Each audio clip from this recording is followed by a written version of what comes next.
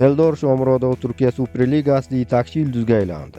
So'nggi yillarda Turkiya Superligasi Yevropa maydonlarida o'z nomini chiqargan taniqli futbolchilar uchun jozibador manzilga aylandi. Chempionatda ishtirok etayotgan 18 ta jamoaning deyarli barchasi tarkibida mashhur yulduzlar bor.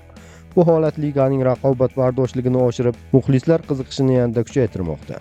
Yangi mavsum oldidan ana shunday yulduzlar safini o'zbekistonlik hujumchi Eldor Shomurodov ham to'ldirdi. Qariyb 5 yil davomida Italiya chempionatida to'p tepgan tajribali futbolchi hozirda Istanbul Başakşehir jamoasining asosiy figurasi, yetakchisi va eng samarali to'purari sifatida tan olinmoqda. 30 yoshli hujumchi Turkiya chempionatida to'purarlar poygasida yana peshqadamlikka chiqqani, uning naqadar yuqori formada ekanini ko'rsatadi.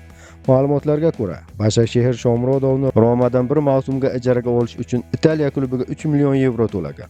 Qizig'i shundaki, bu summa jamoadagi ko'plab futbolchilarning to'liq transfer qiymatidan ham yuqori. Jamoa tarkibida dunyoning 13 ta davlatdan kelgan legionerlar bor bo'lsa, O'zbekistondan 2 nafar futbolchi ishtirok etmoqda. Shomurodov nafaqat klubda, balki O'zbekiston milliy terma jamoasida ham Abbosbek Fayzullayev bilan birga hujum chizig'ining asosiy kuchini tashkil etmoqda. Başakşehir 16-turdan keyin jamoa 22 ta gol urgan bo'lsa, shularning 11 tasi aynan Eldor hissasiga to'g'ri keladi.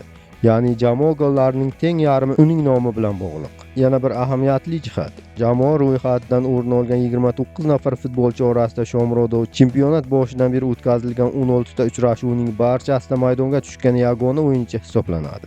Turkiya chempionatidagi ilk golini Beshiktosh darvozasiga urgan bo'lsa, birinchi va hozircha yagona dublini Antalya Sporga qarshi bahsda qayd etdi. Ligada duch kelgan 16 ta jamoadan 10 tasining darvozasini ishg'ol qilishga muvaffaq bo'ldi. Hozirda uning transfer qiymati 5 million yevro deb baholanmoqda va bu ko'rsatkich bilan u jamoadagi eng qimmat o'yinchilar qatorida. Statistikaga nazar tashlasak, Shomurodov Superligada 1407 daqiqa o'ynab 11 ta gol urgan.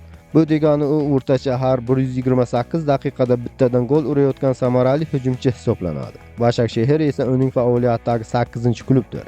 Umuman olganda, Eldor Shomurodov klublar darajasida barcha turnirlarda 366 ta uchrashuv o'tkazib, 75 ta gol va 41 ta golli uzatma muallifi bo'lgan. Shu bilan birga u faoliyati davomida 21 ta sariq va bitta qizil kartochka olgan. Eng muhimi, Eldor O'zbekiston milliy terma jamoasi tarixidagi eng sermahsul to'purar sifatida nom qozongan.